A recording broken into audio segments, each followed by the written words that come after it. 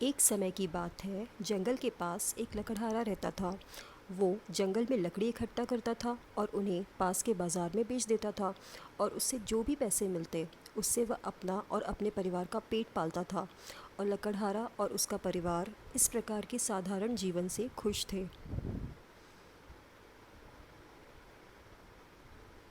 एक दिन लकड़हारा एक नदी के किनारे के पास एक पेड़ काट रहा था। उसी समय उसकी कुल्हाड़ी उसके हाथ से फिसलकर नदी में गिर गई। नदी बहुत गहरी थी। लकड़हारा अपनी कुल्हाड़ी को नदी में से नहीं निकाल सकता था।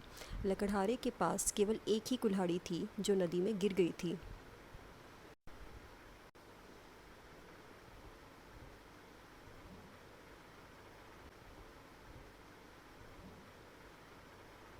लकड़हारा यह सोचकर बहुत चिंतित हो गया कि अब वह कैसे अपना और अपने परिवार का जीवन यापन कर पाएगा। वह बहुत दुखी था और उसने ईश्वर से प्रार्थना की।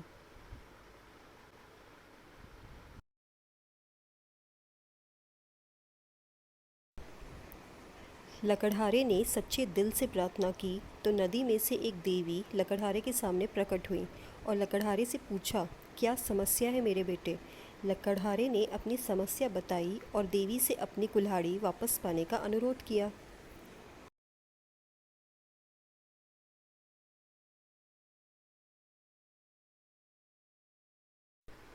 देवी ने नदी में हाथ डाला और एक चांदी की कुल्हाड़ी निकाली और पूछा, क्या यह तुम्हारी कुल्हाड़ी है।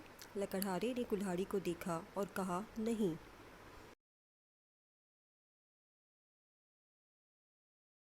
देवी ने अपना हाथ फिर से गहरे पानी में डाल दिया और एक सोने की कुल्हाड़ी दिखाई और पूछा, क्या यह तुम्हारी कुल्हाड़ी है। लकड़हारे ने कुल्हाड़ी को देखा और कहा, नहीं।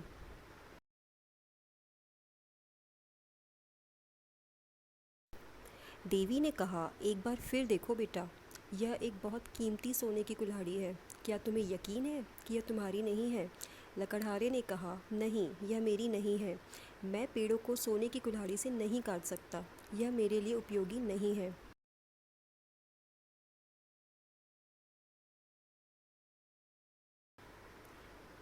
देवी मुस्कुराई और अंत में फिर से पानी में हाथ डाला और लोहे की कुल्हाड़ी निकाली और पूछा, क्या यह तुम्हारी कुल्हाड़ी है।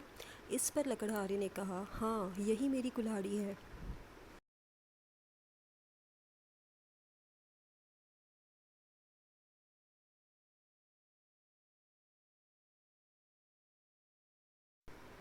देवी लकड़हारे की ईमानदारी से बहुत प्रभावित हुई।